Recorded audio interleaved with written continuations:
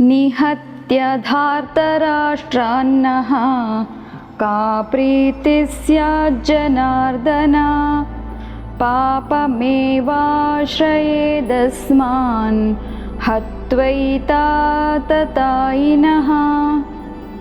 मधुराधिपतेरखिलम मधुरम। ज्ञान, ध्यान और प्रेम की गंगा में बहें कृष्ण के साथ। इस समय अर्जुन जो बात कह रहा है वह हमारे देश के अहिंसावादियों को बहुत भाई थे। उन्होंने कहा कि वाह क्या बात है, ये है अर्जुन वास्तव में महापुरुष, ये है संतत्व को उपलब्ध, क्योंकि जो अहिंसा की बात कर रहा है।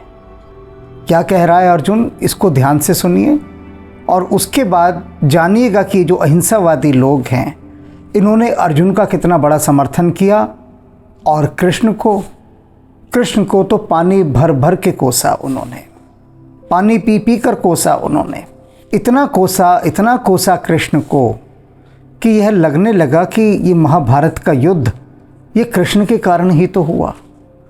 ऐसा उनके मन पर छाप पड़ी कृष्ण की, ऐसी छाप पड़ी। अर्जुन क्या कह रहा है, पहले इस बात को सुनते हैं। अर्जुन कहता है, हे जनार्दन, धृष्ट राष्ट्र संबंधियों को मार कर हम लोगों को भला क्या प्रसन्नता प्राप्त होगी? इन आतताइयों को मारने से तो हमें पाप ही लगेगा। अर्जुन कह रहा है कि मुझे युद्ध नहीं करना, और ये जो धृतराष्ट्र के पुत्र हैं इन सबको मारकर, और इनके जो मित्र हैं उन सबको मारकर हमें भला क्या प्रसन्नता होगी? शत्रुओं को मारकर तो प्रसन्नता होती है, निश्चित रूप से होती है। तभी तो जो सैनिक है युद्ध में जब शत्रु को मारता है तो कितना प्रसन्न होता है। किंतु यहाँ पर ये जो सामने खड़े हैं अर्जुन के, ये उसे शत्रु दिखाई ही नहीं दे रहे, वे अपने लग रहे हैं और अपनों को मारने से वो बचना चाह रहा है। और बार बार वो कृष्ण से ही क्यों कह रहा है? इसलिए कह रहा है कि कहीं ना कहीं कृष्ण उसकी किसी बात से प्रभावित होकर यह कहें कि अर्जुन तुम सत्य ही तो कह रहे हो, ये इतनी बड़ी हिंसा काहे के लिए की जाए? चलो छोड़ो, रथ मोड़ते हैं और मैं तुम सबको वापस वन में छोड़ आता हूँ, तुम अपना वहाँ पर भिक्षा मांगकर जीवन यापन करो और इस दुर्योधन को राज करने देते हैं। जितने भी अहिंसावादी हैं वे कृष्ण से रुष्ट हुए कि कृष्ण ने एक बार भी अर्जुन की बात का समर्थन क्यों नहीं किया। और इन्हीं जैसे तथाकथित अहिंसावादियों के कारण ये भारतवर्ष हजारों वर्षों तक दासत्व के अधीन रहा, गुलाम रहा, पराधीन रहा, इन्हीं अहिंसावादियों के कारण। क्योंकि अहिंसावादी का एक सबसे बड़ा अवगुण यह होता है कि वह अपने ऊपर सारे अत्याचारों को सहन करता है, दुष्ट को और अधिक दुष्ट होने के लिए प्रोत्साहित करता है, उत्साहित करता है, उसका आत्मबल बढ़ाता है, मनोबल बढ़ाता है और अपने मनोबल को निरंतर गिराता रहता है, निरंतर। क्योंकि वो कायर होता है, उसके भीतर वह अंश नहीं होता, वह तत्व नहीं होता जो आत्मसम्मान या आत्मरक्षा कर सके, राष्ट्र की रक्षा कर सके। और इसीलिए ये हुआ कि जितने भी आतताई आए, अत्याचारी आए, आक्रमणकारी आए, उन सब के आगे वह नतमस्तक हो गया, बजाय कि उनका सामना करे, संघर्ष करे। राम कहते हैं, निशिचरहीन करहूँ मही भुज उठाए प्रणकीन, कि मैं इन राक्षसों को मार डालूंगा, इस धरती को इन राक्षसों से रहित कर दूंगा और भुजा उठाकर मैं ये प्रण कर रहा हूँ। राम कहते हैं सीता से वनों में, सीता पूछती हैं कि ये धरती कब पवित्र होगी, तो राम कहते हैं, सीते, इस धरती पर जितना अधिक आतताइयों का रक्त बहेगा, जितने अधिक राक्षस मारे जाएंगे, जितना रक्त बहेगा इन राक्षसों का, उतनी ही यह धरती पवित्र होगी। राक्षसों के रक्त से बहने से धरती पवित्र होती है। मैंने अनेक बार इस प्रसंग का उल्लेख किया कि सीता कहती है राम से, और सीता जी की इस बात को सुनकर भी अहिंसावादी बड़े प्रसन्न हुए थे, बहुत प्रसन्न हुए। वे कहते हैं कि ये सारे युद्धों की जड़, सारे फसादों की जड़ ये राम और कृष्ण ही रहे, इन्हीं के कारण युद्ध हुए इतने बड़े, इतने लोग मारे गए। और कहने वाले क्या क्या कहते हैं कि राम के कारण इतने वानर मारे गए, इतने राक्षस मारे गए, उसका उल्लेख नहीं करते वे। जिन्होंने बलिदान दिया अपना, उनके लिए वो राम को दोषी ठहराते हैं। तो मैं कह रहा था कि सीता क्या कहती है राम से, जिसका समर्थन ये अहिंसावादी बहुत करते हैं। सीता कहती है वनों के अंदर राम से कि आपके अंदर मैं कोई अवगुण नहीं देखती, कोई भी दोष नहीं है। मैंने दूर दूर तक देखा जो राजकुमारों में इतने अवगुण होते हैं, जन सामान्य में इतने अवगुण होते हैं, लेकिन मैंने बहुत खोजा और आपके अंदर एक भी अवगुण नहीं खोज पाई, केवल एक अवगुण के, सिवाय एक अवगुण के। और वो एक अवगुण क्या है कि आपको हिंसा बहुत प्रिय है। आप हर समय इन शस्त्रों को लिए घूमते रहते हैं। आप वन में आए हैं, वनवास में आए हैं, इन शस्त्रों को काहे के लिए डोलते फिरते, इनको साथ लिए?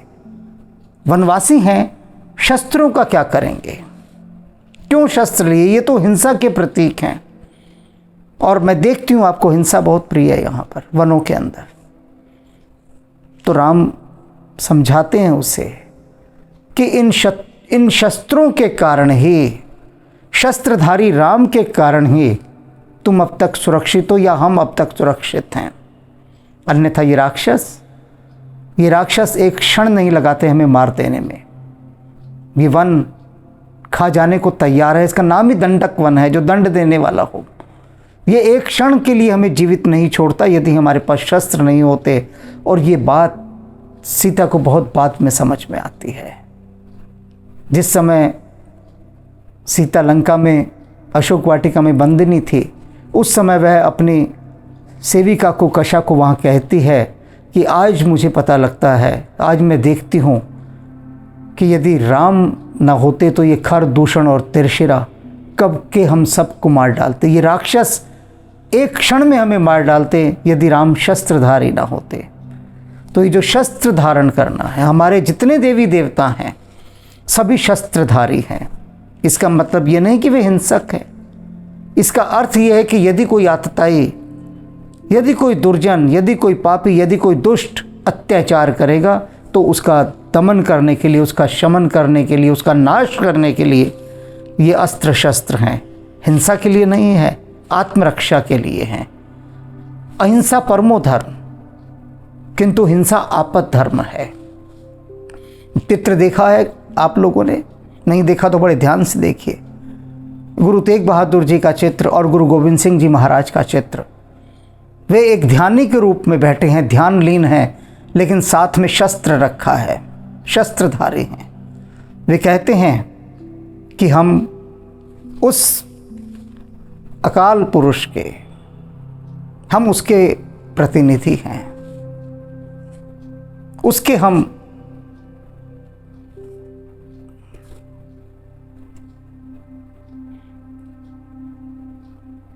मैं तो परम पुरख का दासा, वेखण आया जगत तमाशा। हम तो उसके दास हैं, उसके दास हैं। लेकिन यदि कोई हमारी ओर कुदृष्टि से देखेगा तो फिर ये शस्त्र साथ में रखा है। तो शस्त्रधारी जो सन्यासी हैं, जैसे कि परशुराम, शस्त्र क्षत्रिय की सबसे बड़ी पहचान है। और वह शस्त्र किस लिए है? सूरा ताही जानिए जे लड़े दीन के हेत, पुरजा पुरजा कट मरे कभू न छाड़े खेत। राम शस्त्रधारी, दीन के हित, दीन दुखियों के हित के लिए उन्होंने शस्त्र उठाया, तभी उनको दीन बंधु कहा गया। जो लड़े दीन के हेत, पुरजा पुरजा कट मरे कभू न छाड़े खेत। पुरजा पुरजा कट मरे, राम कितने लहूलुहान हुए, कितने उनके ऊपर शस्त्र अस्त्रों के कितने घाव हुए, लेकिन फिर भी उन्होंने अपनी ये टेक नहीं छोड़ी दीन बंधु की कि शस्त्र धारण किया है तो दीन दुखियों की रक्षा के लिए। अर्जुन क्षत्रिय है, लेकिन वह अपने स्वधर्म को भूल चुका है, क्षत्रिय धर्म को मोहग्रस्त हो गया। वैराग्य के कारण न जाने कैसा अगड़म बगड़म बोलता जा रहा है, जो मुंह में आ रहा है बोलता जा रहा है, उसे पता ही नहीं कि वह बोल क्या रहा है। क्या कहता है कि ये जो धृतराष्ट्र के पुत्र हैं और उसके सहयोगी हैं, सैनिक हैं, मित्र हैं, अन्य सेनाएं हैं, ये राष्ट्र इतने सारे आए हैं दुर्योधन की सहायता करने के लिए, इन सबको मारकर हमें क्या प्रसन्नता होगी? हमें कोई प्रसन्नता नहीं होगी, हमें पछतावा ही होगा। कहता है क्रोध और लोभ के कारण ही तो हम ये युद्ध कर रहे हैं। और कोई कारण नहीं। दो ही कारण होते हैं युद्ध करने के, क्रोध या लोभ। हमें कोई लोभ नहीं है, लेकिन हमें क्रोध तो है। और क्रोध किस चीज़ का है कि इन कौरवों ने हम पर कितना अत्याचार किया, हमें प्रतिशोध लेना है, भीम को प्रतिशोध लेना है। भीम ने कई प्रतिज्ञाएं की हुई हैं और हमारे भीतर जो रक्त इस समय उबल रहा है, हमारे इतने अपमान किए गए, हम पर इतने अत्याचार किए गए, उन सब के प्रतिशोध लेने की हम बाट में बैठे थे। आज वह अवसर आ गया। तो ये जो अवसर है, ये जो हिंसा का अवसर उपस्थित हुआ है, किस लिए हुआ है? हमारे क्रोध के कारण। दुर्योधन लोभ के कारण लड़ रहा है, हम क्रोध के कारण लड़ रहे हैं। लेकिन ये जो लड़ना है हमारा, ये निश्चित रूप से हमें पछतावा ही देकर जाएगा और कुछ नहीं होगा। क्यों पछतावा होगा? उसका कारण है कि जब हम अपने ही बंधु बांधवों को मार डालेंगे तो क्या होगा?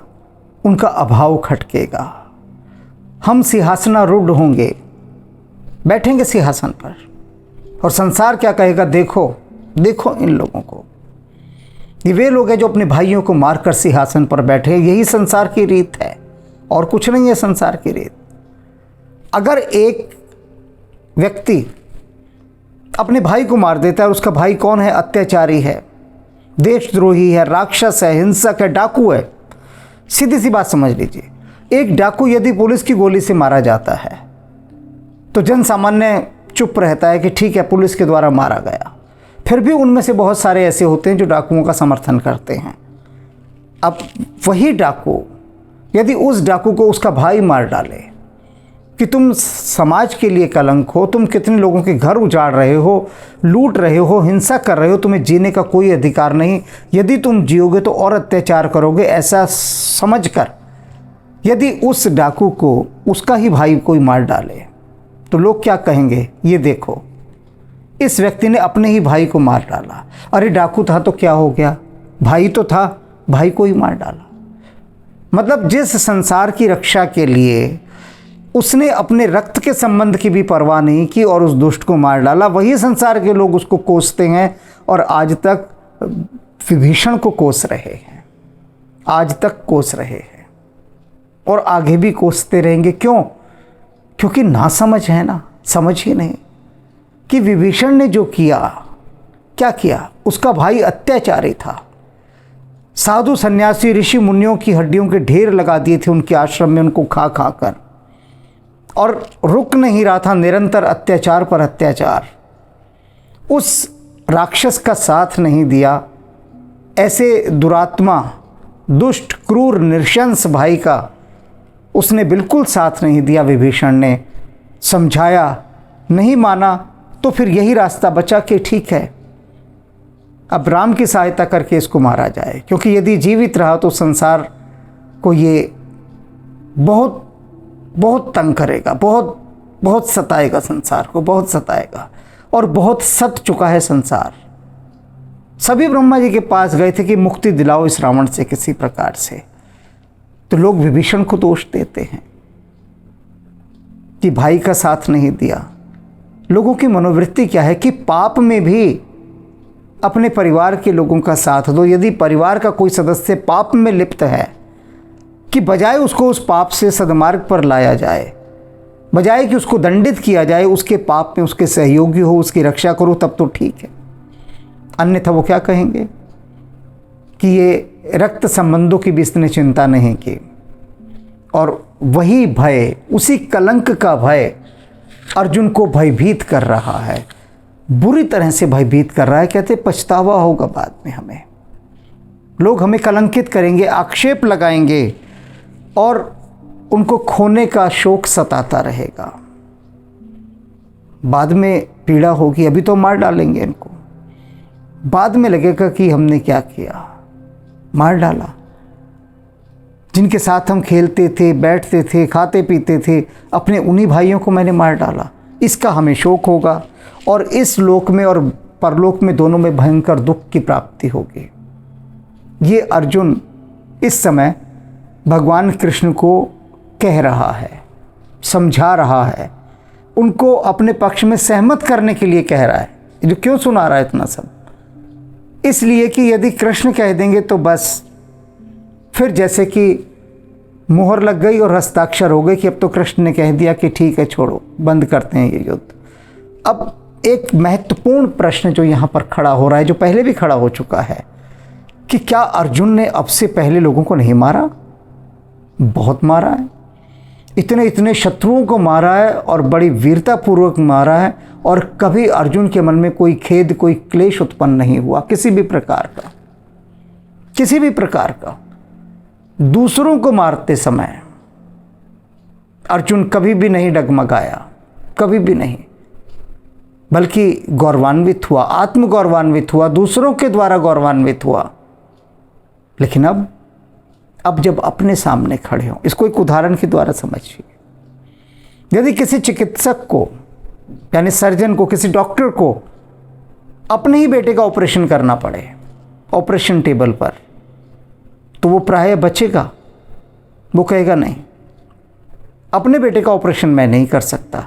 वो उसके लिए किसी दूसरे चिकित्सक का चयन करेगा, दूसरों के बेटों का कर देगा इलाज, खूब चिकित्सा कर देगा, कुछ भी नहीं होगा, कोई हाथ पैर नहीं कांपेगा उस डॉक्टर का, बिल्कुल सामान्य रहेगा, कुछ किसी भी प्रकार की कोई उसकी दिल की धड़कन नहीं बढ़ेगी, सामान्य जैसे आदमी काम करता है। लेकिन यदि अपना बच्चा आ जाए, अपने ही परिवार का रक्त संबंधी कोई उसी टेबल पर आ जाए और उसे उसका ऑपरेशन करना हो, तो वो कहेगा नहीं, नहीं, ये मैं नहीं कर सकता।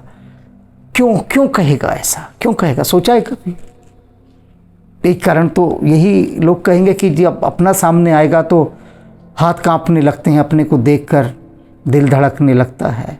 बात सही है, लेकिन इससे बड़ा और दूसरा कारण भी है, वो जो बड़ा परोक्ष है, हिडन है। क्या है वह कारण? उसे ये लगता है कि यदि अपने ही बच्चे का, अपने ही रिश्तेदार का यदि किसी प्रकार से चिकित्सा करते समय कोई बुरा हो गया, तो दुर्घटना घट गई, तो ये सारे लोग, परिवार संबंधी, रिश्तेदार सब कहेंगे कि देखा, अपने ही बच्चे को मार डाला, अपने ही रिश्तेदार को मार डाला। तो वो जो कलंक लगेगा, उस कलंक का जो अज्ञात भय होता है, वह सताता रहता है, जो इस समय यहाँ अर्जुन को सता रहा है।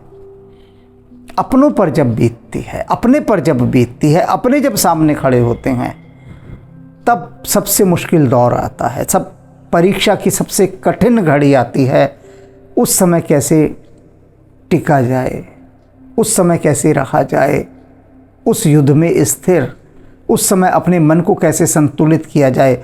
अर्जुन जैसा डिग गया, ये बार बार इस बात को मैं रेखांकित करता हूँ। अर्जुन कोई साधारण नहीं है, उस सदी का सर्वश्रेष्ठ मनुष्य है, नरश्रेष्ठ है अर्जुन। तो वह जो नरश्रेष्ठ है, उसके भीतर जब ऐसी उथल पुथल, ऐसा भूचाल, ऐसा चक्रवात खड़ा हो सकता है, तो हम और आपकी तो बिसात ही क्या है, औकात ही क्या है। इस बात को समझना है, इस बात को समझना है। अगर हम इस बात को समझ गए तो हम यह भी समझ जाएंगे कि हमारे भीतर जो इतने तरह के तूफान खड़े होते हैं, जो आंधियाँ चलती हैं, जो प्रबंजन चलते हैं, जो भूकंप आते हैं भीतर, उनका कारण क्या है।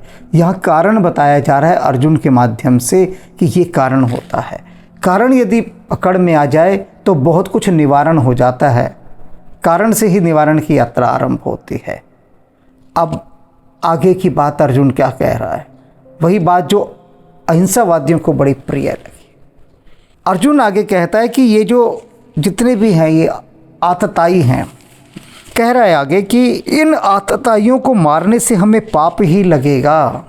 इन आतताइयों को, यानी ये जो इतना आतंक फैला रहे हैं, जो इतने क्रूर हैं, जो दुष्ट हैं, आतताई हैं, सताने वाले हैं, इनको मारकर हमें पाप ही लगेगा। हे जनार्दन, भगवान कृष्ण के लिए इस समय अर्जुन जनार्दन नाम का उपयोग कर रहा है। जनार्दन किसे कहते हैं? जन कहते हैं मनुष्यों को, भक्तों को। अर्दन माने उनको दुखों का दूर करने वाले, दुखों का नाश करने वाला। कि हे जनार्दन, हे भगवान कृष्ण, आप तो जनार्दन हैं, भक्तों के दुखों को दूर करते हैं। आप देख नहीं रहे कि मैं कितने दुख में हूँ, कितने क्लेश में हूँ। तो आपका ये जो जनार्दन नाम है वो किस काम आ रहा है? मेरे इस दुख को आप दूर क्यों नहीं करते हैं? कब करेंगे मेरे इस दुख को दूर? क्या औरों के लिए ही जनार्दन है, अपने अर्जुन के लिए जनार्दन नहीं बनेंगे? क्या क्या इस समय अर्जुन दुहाइयाँ दे रहा है, कैसी कैसी बातें कर रहा है। भगवान कृष्ण को अपने वक्तव्यों के अनुकूल करने के लिए किस किस प्रकार से उनको घेर रहा है, दयनीय बनकर, पुकार कर, रोध होकर और विभिन्न प्रकार के तर्कों को देकर, कुतर्कों को देकर, और भगवान उसकी बातें सुन रहे हैं। उसी प्रकार से जैसे बुखार में बड़बड़ाते हुए किसी बच्चे की बात कोई अभिभावक सुनता है। क्या कह रहा है अर्जुन? कि माना ये आतताई हैं और इन आतताइयों को मारकर तो हमें पाप ही लगेगा। उधर भगवान राम क्या कह रहे हैं कि आतताइयों को मारकर ये धरती पवित्र होगी और पुण्य की प्राप्ति होगी। यदि आतताइयों को मारने से पाप लगता तो भगवान राम इतने राक्षसों को क्यों मारते? क्यों वो कहते कि मैं ये प्रतिज्ञा करता हूँ कि इस धरती को राक्षसों से रहित कर दूंगा? दुष्ट दलन जब तक नहीं होगा तब तक ये धरती सुंदर बन ही नहीं सकती है। ये सदा कुरूप रहेगी, सदा कुरूप रहेगी। और इसीलिए बार बार कहते हैं कि आरती कीजिए हनुमान लला की, दुष्ट दलन रघुनाथ कला की। ये रघुनाथ जी से ये कला सीखी है हनुमान जी ने दुष्टों का दलन करने की। हनुमान जी थोड़ी ना, हनुमान तो बड़े सीधे साधे थे, सीधे साधे ब्रह्मचारी, विद्या अध्ययन करने वाले। ये मारना पीटना ये सब उनके बस का नहीं था, ना उनको पता था। ये तो सारी कला रघुनाथ जी से सीखी उन्होंने, सारी कला। और अर्जुन इस समय क्या कह रहा है कि इन आतताइयों को मारकर हमें पाप लगेगा। किसी ने कहा कि पाप से घृणा करो, पापी से नहीं। और लोगों ने कहा वाह क्या बात कही है, वाह, पाप से घृणा करो, पापी से नहीं। कर लो पाप से घृणा, कुछ नहीं होने जाने वाला। जब तक पापी का नाश नहीं होगा। पाप आया कहाँ से? पापी के माध्यम से ही तो आया। पाप का प्रसव किसने किया? पापी ने किया ना। तो वो प्रसव का मार्ग तो खुला ही हुआ है ना। तो जब तक उस पापी का नाश नहीं करोगे, पाप का नाश भी कैसे होगा? हो ही नहीं सकता। और यदि ऐसी बात होती तो राम कभी रावण का नाश ही नहीं करते। यदि ऐसी बात होती तो कृष्ण कभी कंस का नाश ही नहीं करते, पूतना का नाश नहीं करते, राम ताड़का को नहीं मारते, विराट को नहीं मारते, कबंध को नहीं मारते, और खरदूषण, तिरशिरा, कितने एक लंबी कतार है, लंबी फहरिस्त है इन राक्षसों की। किसी को कोई ना मारता। कृष्ण भी चुपचाप बैठे रहते। यदि कृष्ण अर्जुन जैसे हो जाते, उनके भीतर भी ये वैराग्य का कांटा गड़ जाता, तो वो क्या कहते? अरे ये तो मेरा मामा है भाई कंस, कंस को मैं कैसे मारूं? ये तो आतताई है, माना आतताई है, लेकिन इस आतताई को मार के मैं तो नरक में जाऊंगा, पाप का भागी बनूंगा। ये तो मेरा मामा है। और उस मामा ने कभी ये नहीं सोचा कि अपनी बहन को और अपने जीजा को, दोनों को कारागार में डाल दिया। और उस कंस ने कभी नहीं सोचा कि एक एक करके वो अपनी बहन के बच्चों को मारता जा रहा है। आतताई। उस आतताई को यदि कृष्ण यह सोचकर छोड़ देते कि ये तो मेरा मामा है। अर्जुन तो यही कह रहे हैं ना कि मेरे मामा भी सामने खड़े हैं, ससुर खड़े हैं, माता पिता खड़े हैं, गुरुजन खड़े हैं, पुत्र खड़े हैं, पौत्र खड़े हैं, भाई खड़े हैं, इनको सब यही दिखाई दे रहा है। वैराग्य का एक ऐसा भीतर कांटा गड़ा। और ये किसके कारण से गड़ा? कलंक के कारण, कि मुझे कलंक ना झेलना पड़े। इसका कारण कोई धर्म नहीं है, इसका कारण कलंक है, जिसके कारण अर्जुन भयभीत है। अब ये कह रहा है आतताइयों के कारण। तो आतताई भी जान लो कितने प्रकार के होते हैं। 6 प्रकार के आतताई बताए हैं, 6 प्रकार के। और इन 6 के 6 प्रकार के आतताइयों को मारना कोई पाप नहीं है, ऐसा मनुस्मृति कहती है। मनुस्मृति कहती है नातताई वधे दोषो हंतुर्भवति कश्चन। आतताइयों को मारने वाले को कोई दोष नहीं लगता। अगर कोई पापी को मारता है, आतताई को मारता है, तो कोई उसको दोष नहीं लगेगा। राम को भी तो नहीं लगा, कृष्ण को भी तो नहीं लगा। इन्होंने सबने आतताइयों को मारा, किसी को दोष नहीं लगा।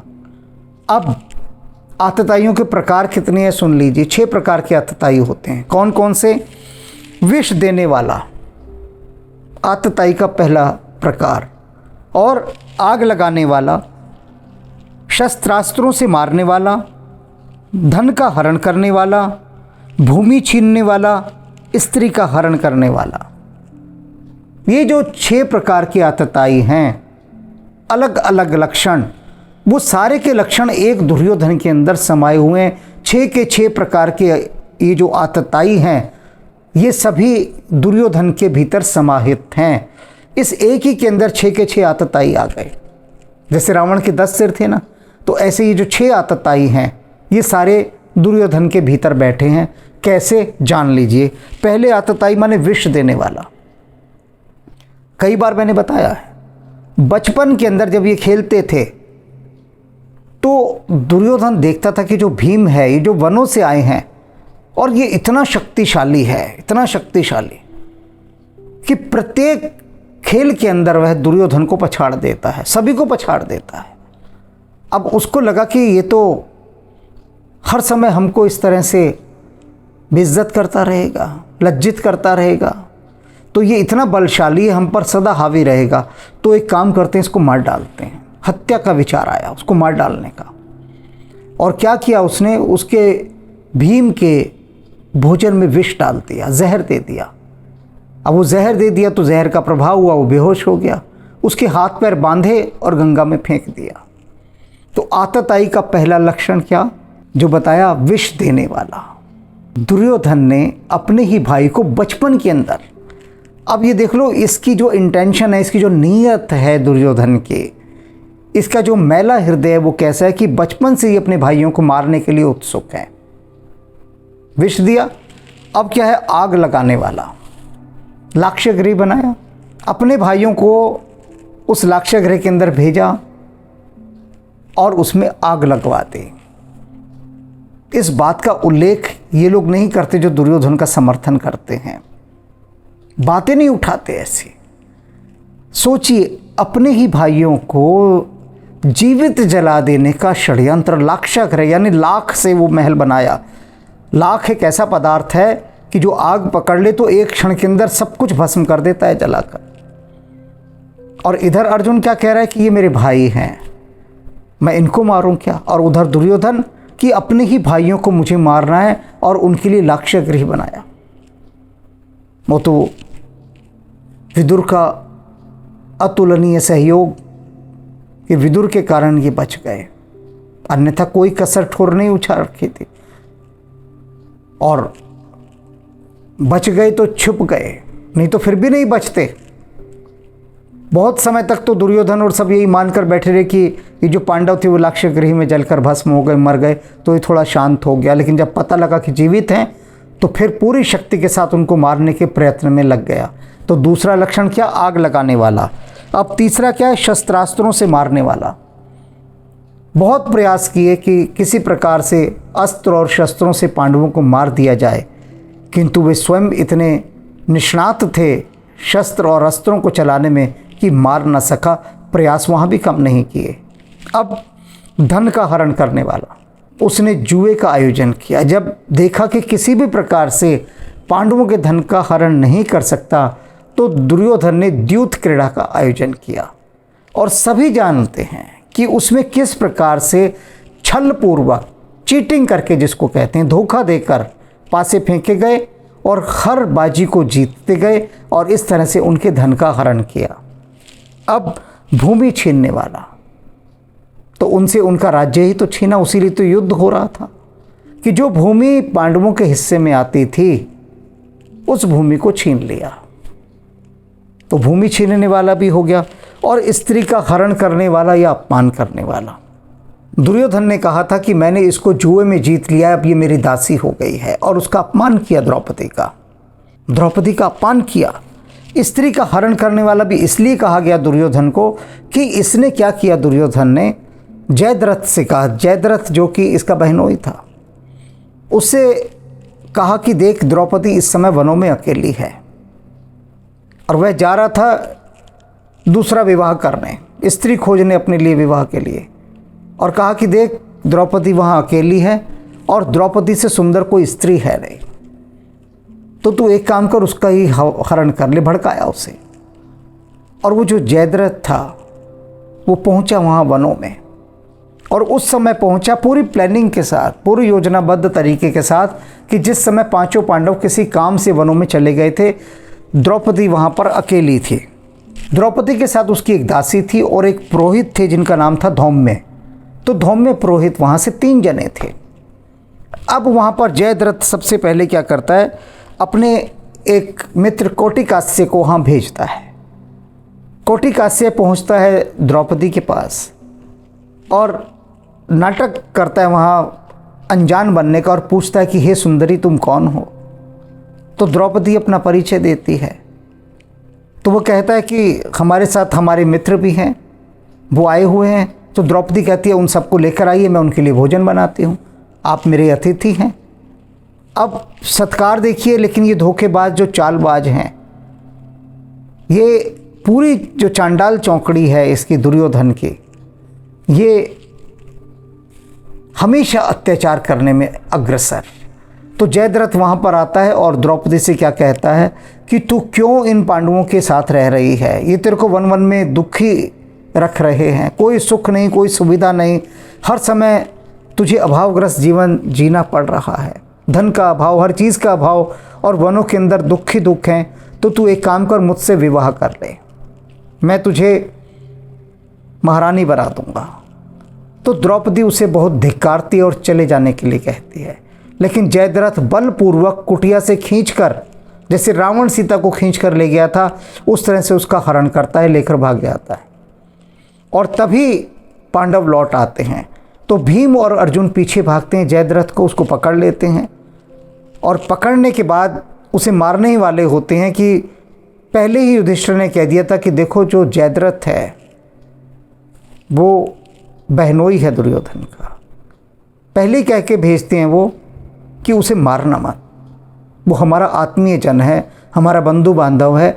यदि कोई और होता, किसी और ने द्रौपदी को छुआ होता तो युधिष्ठिर भी ना कहते कि उसे माफ़ कर देना, और उसे कोई माफ़ भी नहीं, क्षमा भी नहीं करता, अर्जुन ही मार डालता, भीम ही मार डालते, दोनों मिलकर उसे मार डालते। लेकिन कसमसा तो वो रहे थे, तो वो उसको खींच कर लाते हैं, फिर जयद्रथ को घसीट कर द्रौपदी के चरणों में डाल देते हैं, उसका सिर मूंदते हैं और उससे क्षमा याचना मंगवाते हैं और तब उसे छोड़ते हैं। यानी हृदय इतना कोमल युधिष्ठिर का कि जिसने उनकी प्राण वल्लरी, जो 5 पांडवों की बहुत प्रिय थी द्रौपदी, उसका हरण किया। जयद्रथ तो ये मानकर बैठा था कि ये पांडव क्या कर लेंगे, अब तो वन वन में मारे मारे फिर रहे हैं। जैसे इंद्र के बेटे ने, बहुत सारी घटनाएं कितनी साथ जुड़ रही हैं। इंद्र के बेटे ने भी क्या सोचा कि राम तो वन में अकेले हैं, सिर्फ सीता और राम ये दोनों हैं, तो राम इस अकेली सीता की कैसे रक्षा करेंगे। तो उसने सीता के साथ दुर्व्यवहार करना चाहा, लेकिन उससे राम की शक्ति का अनुमान नहीं था। उसी प्रकार से जयद्रथ को भी पांडवों की शक्ति का अनुमान नहीं था। वो तो सोच रहा था कि ये तो वन वन में भिखारियों के समान रह रहे हैं, ये भला मेरा क्या बिगाड़ लेंगे। लेकिन क्योंकि ये शस्त्रधारी थे, योद्धा थे, इसलिए बिगाड़ दिया, इसलिए बिगाड़ दिया। और जब तक सात्विक लोग शस्त्रधारी नहीं होंगे, जब तक नहीं होंगे, तब तक ये धरती कुरूप ही होती रहेगी, कुरूप ही होती रहेगी। क्योंकि इस धरती का सौंदर्य ही तभी बढ़ता है जब क्षत्रिय शस्त्रधारी होता है और दुष्टों से सज्जनों की रक्षा करता है। जो जन सामान्य है उसकी रक्षा, यही क्षत्रिय का धर्म है, यही धर्म है। और इसी क्षत्रिय के धर्म को निभाने के लिए अर्जुन को युद्ध क्षेत्र में लाया गया। लेकिन अर्जुन अपने उस क्षात्र धर्म से, अपने उस स्वभाव से, अपने उस स्वधर्म से डिग रहा है, हट रहा है। उसका ये दायित्व है कि वह दुष्टों को दंडित करे, आतताइयों को मारे, लेकिन ये सारे आतताई उसके अपने हैं, अपने हैं, इसलिए उनको मारते समय वो डगमगा रहा है। अपना पुत्र यदि आतताई हो जाए, और ऐसा आतताई हो जाए कि जो देशद्रोही हो, सारे संसार को जो सता रहा हो, फिर भी आपने देखा होगा फिल्मों में कि एक बेटा जो कि बड़ा क्रूर है, डाकू है, लेकिन मिलने आता है अपनी माँ से, तो माँ उससे प्रेम ही करती है, माँ की आंखें भर आती हैं, पिता की आंखें भर आती हैं। यदि कोई किसी और का बेटा होता तो दूसरा आदमी उसको मार डालता कि तू तो डाकू है। लेकिन अपना ही बेटा यदि डाकू बन जाए, अपना ही परिवार का सदस्य कोई डाकू बन जाए, तो मारना बड़ा कठिन हो जाता है, बहुत कठिन हो जाता है। इसलिए यहाँ पर ये जो कांटा गड़ा हुआ है अपने पराये का, उस कांटे को भगवान ने निकालना है। और निकालने से पहले वो चाहते हैं कि इसका जितना भी मवाद इसके भीतर जमा है ये सब निकल जाए अर्जुन का, अन्यथा बाद में ये और दुख देगा, बहुत ज़्यादा दुख देगा। अभी तो ये अपने पराये की गणना कर रहा है। अयम निज परवेती गणना लघु चेतसाम, ये मेरा है, ये पराया है, ऐसी गणना तो लघु चेतसाम छोटे हृदय वाले करते हैं। इस समय अर्जुन का हृदय छोटा हो गया, सिकुड़ गया है मोहग्रस्त होने के कारण, वैराग्यग्रस्त होने के कारण। और ये वैराग्य कैसा है? मोहग्रस्त होने के कारण उपजा वैराग्य है। तो अब ये जो सारी चिकित्सा होनी है अर्जुन की, इस चिकित्सा से पहले जो भी घाव है उसका, उस घाव के ऊपर जितना भी मवाद है उस सब को अब कृष्ण साफ करेंगे। अभी तो ये सब बह रहा है, ये सब निकल रहा है सारा का सारा।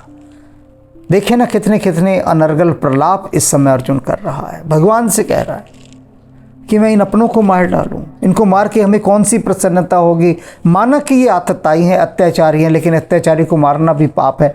उल्टी बात कर रहा है, अत्याचारी को मारना कहाँ पाप है? और यदि पाप होता तो अब से पहले क्यों तुमने इतने पाप किए, कितनों को मारा, अब हाथ क्यों डगमगा रहे हैं? तो इसको अनर्गल प्रलाप कहते हैं। वही अर्जुन कर रहा है और भगवान उसका रेचन करवा रहे हैं। रेचन कहते हैं भीतर जो भी कुछ मल है, जो भी कुछ गंदगी है, सब बाहर आ जाए, सब बाहर निकाल रहे हैं, जिससे वह एकाग्र मन होकर युद्ध कर सके, अपने स्वधर्म के साथ इस युद्ध भूमि में नियुक्त हो सके, सक्रिय हो सके। और बहुत कुछ अभी अर्जुन के भीतर से निकलना बाकी है, अभी तो शुरुआत है। आगे आगे देखिए होता है क्या।